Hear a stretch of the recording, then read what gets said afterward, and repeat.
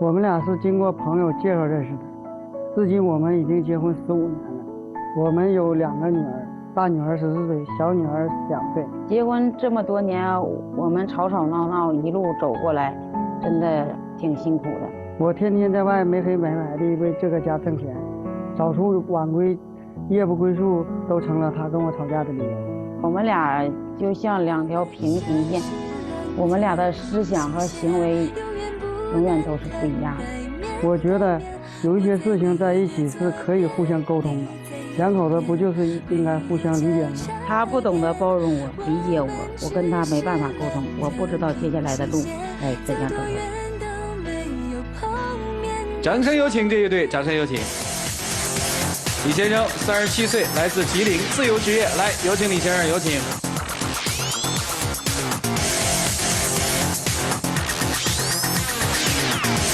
潘女士38岁，来自吉林，自由职业。来，有请潘女士，有请。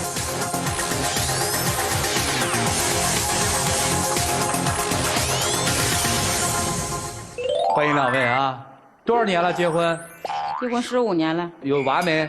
有2个女儿，大女儿14，小女儿2岁。今天谁要来的？我要来的，干嘛呀？因为我们2个结婚这么长时间了嘛，10多年了嘛，刚才我说了。在这10多年之中，也发生了很多的矛盾，然后也经常吵架。希望今天到咱这个节目组来调解一下。都为什么事儿吵啊？说说吧。我家嘛是卖车的嘛。卖车厉害了，5年时间了。这5年时间呢，就是有的客户经常就是就买车的时候嘛，涉及到车款就是垫付的情况下，这5年之间就是垫付这个车款嘛，也有几十万了嘛。然后每年一到年底的时候，就是是下去提钱的时候，就是特别的费劲。完了我就说是吧。就这样式下去的话是肯定是不行的完然后我说咱家能卖就卖，不能卖的话呢，咱就不卖，也不给他垫付。然后呢，当时呢他也是答应了。等到客户一来的时候，车款就是不够的情况下，还是要求帮垫付的时候，他还是这样式的。因为我这也不懂你们这买卖，是你们这一行2手车还是1手车？不是，就是4S店的那种新车。4S店？就自己家开的。自己那不是挺挣钱的吗？还要垫付，谁垫付谁呀？就是我们就是客户要是买车的情况下，就是比如说10万块钱的车，这个尾款就是差个兴许1万啦、5、7、8千的、1万2万的这种的，就是要求是帮垫付一下，这种情况。如果我们卖车的时候，就是都是，我们那会儿是乡下嘛，都认识啥的。都认识。都认识。所以您希望就别再垫付了。就是这种。他当时就答应了。完我是啥呢？我在农村长大，然后的话，对乡里乡亲那种感情，永远是那种就是非常讲话是就跟农民一起长大的朋友了，还有亲人了来了，普遍咱来了，说的差点钱儿，咱说的就差点就差点吧，有了他肯定给的。乡里乡亲的对，这个他们都把钱都给您了吗？尾款都结了吗？还有好几10万在外。给垫付的时候吧，都挺好的然后等到回款要钱的时候，不是这个理由就是那个理由的。我说这就这样，咱就认可这咱不卖，咱也不能这么做了因为做买卖做生意也好，咱都需要资金周转嘛。本来就是我俩就是自己白手创业到现在，这挺不容易的行。除了这买卖之外还有什么呀？这几年完了也挣点小钱挣点小钱，然后他就花钱就是比较大手大脚的，请人家就吃饭，经常是这样式的媳妇儿我走了跟朋友就出去吃饭去了吃饭就是在远处咱不说就在我们这个附近的时候就这些年就是没领我去过，就是这样式的不在乎他就是像习惯了似的，告诉一声然后就走了。对，而是应该带你去，是吧？我觉得是这样的。为啥不带媳妇儿去，老自己大吃大喝？他去倒行，领他去。他想去的话，我领他去也行。他去了往那一坐，脸子一拉了，你说这买卖怎么谈？这生意怎么做？不去也行，但是他回来的时候都是有时候就很晚了其实有的时候就是大半夜的时候就给我打电话，媳妇儿我回来了，给我开门。你说我都睡着了，都那会儿睡着了，你还得起来给他开门呢，你说还挺冷的回来了，开完门回来了，人家躺床上就睡了，呼呼的，然后还打呼噜了之后呢，哎呀，一屋子的这个酒味儿，我真是忍受不了，然后呢我就睡不着觉了这一晚上那你自觉点嘛，回来就别影响别人了嘛，自己开门不行啊？就那一个就是卧习惯了室，你说也哦，少喝点吧。还有就是啥呢？他是就是经常就是有朋友啥的就那个打电话说那个哥呀，那个这2天手里没有钱了，你有没有那个借我点儿？然后他就说啊多少啊？那个你是微信呢，你还是那个现金呢？完人说多少多少了啊？那微信你给我转过来吧。啊行，啊就这样式儿的，经常是这样式儿的。啊，也不跟你商量就借钱是吧？不跟我商量啊。过几天我说你借你的朋友的钱给你了吗？他说的没有。我说那你咋不要呢？你就时间长了你再忘了呢？他说你有就给你了。我说的有的是给了，有的时间长了真就没给。为啥这样？哥们儿嘛，朋友嘛，就需要。为什么不跟老婆商量？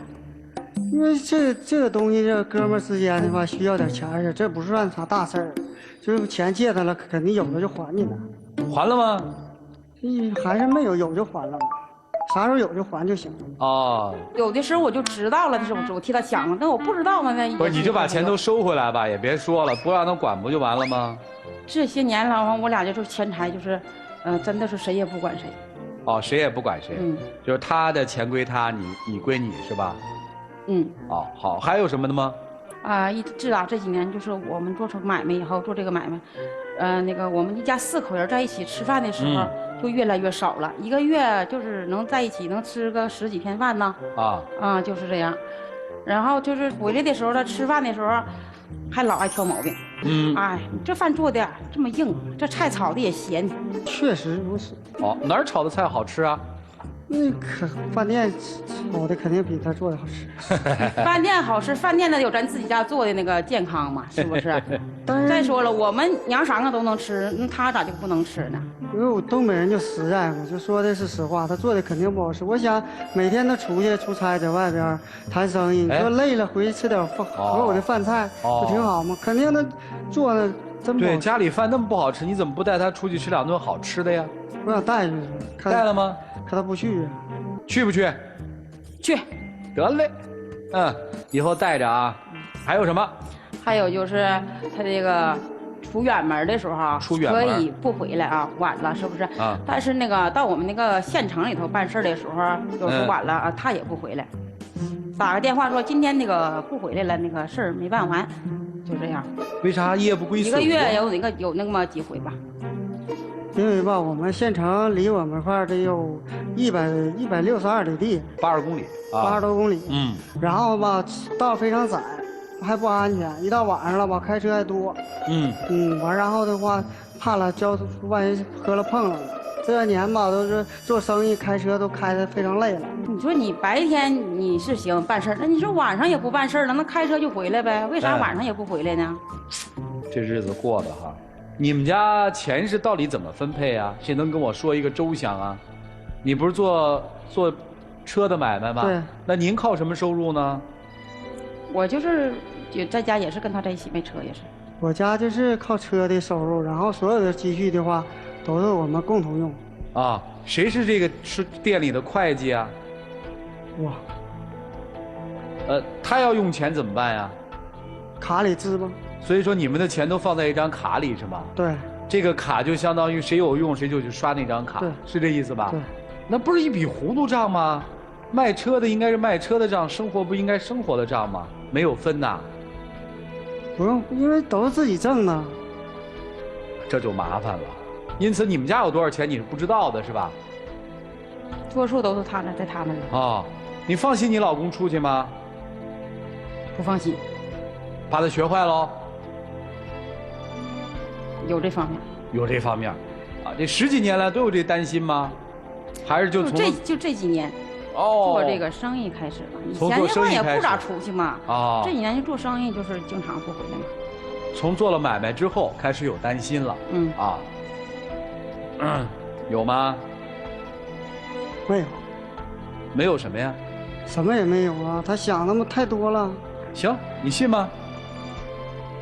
不信。这就麻烦了，一个说没有，一个说不信。除了这个钱是一笔烂账，这个家里面好多烂账的，我们请老师们帮你们算算这些账吧。来，一起进入丘比特问卷。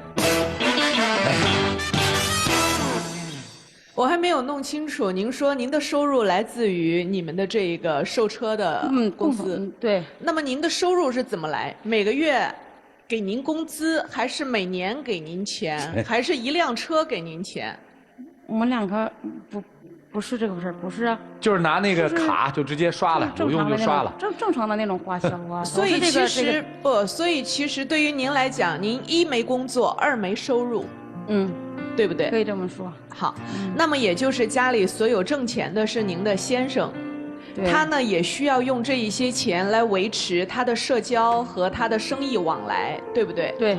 你的全责其实是在家带孩子和照顾好这一家人。你可以提出要求说，老公每个月给我5000或者多少钱的生活费，来管几个孩子和管家里的所有开支，我自己来支配，这是你可以主张的。虽然都说要管住一个男人的钱，但是管住的是他的那一些能拿回家里来的家用钱就行了，您不要干预到他自己经营生意的那一部分。好，谢谢敏达老师。来，徐总，你们俩的相处模式呢，就是他围着生意转，你围着他转。在这种不健康的这种状态下，那当然他不会把你放在心上，因为他的重心在生意，在朋友。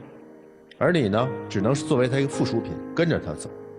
最简单的或最直接的方法，不要改变他，改变你自己，让你自己有自己的主见，就是独立，不要围着他转。你想一想，如果没有你在后方去打好这个基础的话，他能放心去请朋友吃饭啦，又不回家啦，包括花钱大手大脚？没有啊，因为他没有后顾之忧啊。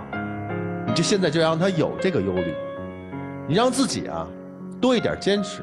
你认为正确的事儿，你要坚持，必须得每天回来，不能夜不归宿。再晚你也得给我回来，否则不会有人给你开门。你坚持啊！你认为正确的事情，你一定要执着，让他知道你在他心目中是有位置的，你在这个家里你是有话语权的，没有你是不行的。你的兴趣可以多一些，自己活得也可以精致一些。从上台到现在，一直诉说的基本就是你，那么多的小事儿，那么多的烦心事儿，都压抑着你，让你自己本身也不美丽了。你不美丽，这个男人在外头有回来的心吗？当然没有。所以，改变自己才是解决问题的王道。我说的这些话，他哭了，你听进去了吗？如果你设想一下，如果没有一个半夜能给你开门的那个人，你心里踏实吗？那个家是谁的？是你们两个人的。你所有的事情一定要去多看看老婆的脸色行事。今后所有做的事情，先经老婆的同意，至少跟她商量一下，明白吗？这才是过日子。明白了，老师。就这样。好，谢谢徐总。来，珊娜老师。刚才两位老师都是对妻子说的哈，我来对先生说一些。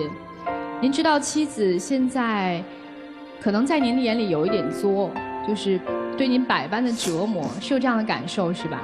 有。你知道为什么吗？求重视。你没有把他和这个家放在足够重要的地位，所以导致他现在一系列的抱怨、牢骚。接下来说婚姻，你们的婚姻现在的确出现了问题。婚姻，结婚两个人在一起本身就是一件很麻烦的事情，生活就是一件麻烦的事情。婚姻就是出让自己的一些权利，说到底啊，你出让什么权利呢？出让自由权。你要把你一部分的自由权出让给对方，你不能再为所欲为的做任何的事情啊，必须要有商有量。因为你是这个家的一份子，你是这个家的顶梁柱，你承担起这个家庭的责任，你做什么事情有什么后果，一定要跟家人去商量的。妻子是您的家人。时间权，时间权是什么？您要平衡在外面应酬和家人的时间。你不能说我为了给你们挣钱，为了让你们吃得好过得好，我就一直在外面待着，那要这个家有什么意义呢？所以说婚姻就是要出让自己的权利。还有什么权利？隐私权，就是我做的任何事情，我给任何人借钱，或者说我做什么决定，一定要有权利要让对方知道，对方是有权利要知道的，因为你是我的丈夫，我们后半辈子这一生是捆绑在一起的，对不对？所以弄明白这件事情，对妻子足够的重视，我相信他的抱怨和牢骚也会相应的减少，好不好？好，谢谢老师。好，谢谢二位。谢谢尚娜老师，来涂老师。生活不是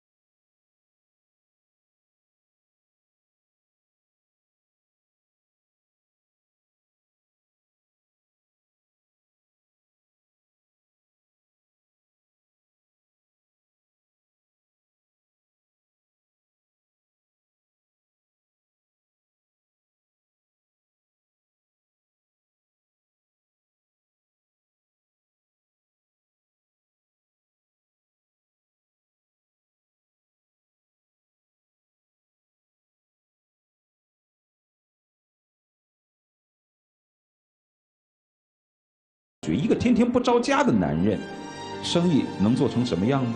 对朋友又能有多好呢？所以说，如果说妻子如衣服，她给你的是温暖，给你的是面子。如果你连这张脸、这张面子都不要，你作为一个男人，作为一个生意人，你一定是不成功的。你明白吗？明白，老师。就这样。好，谢谢涂老师。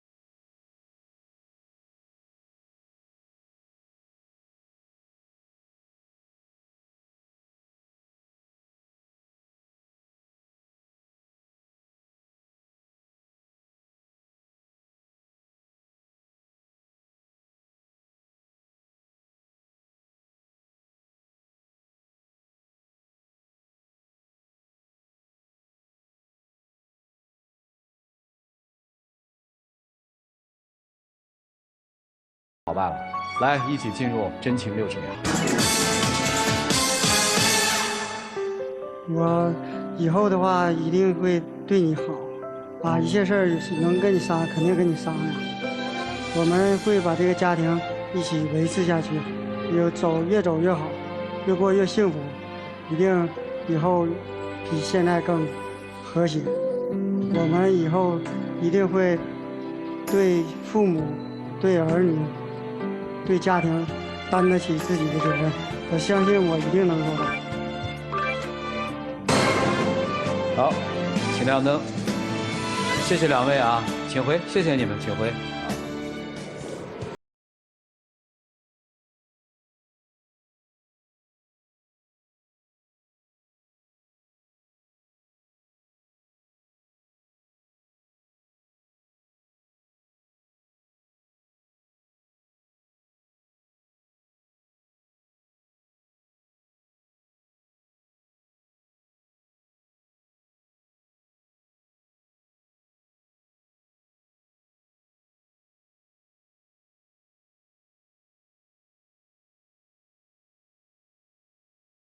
开门。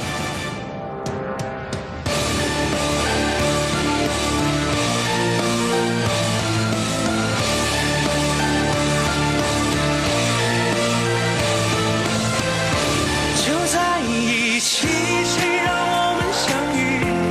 以后的日子，我们一起相依。我会宠着哎，你还拿个劲儿啊！谁要欺负你，有请我们的小花童有请。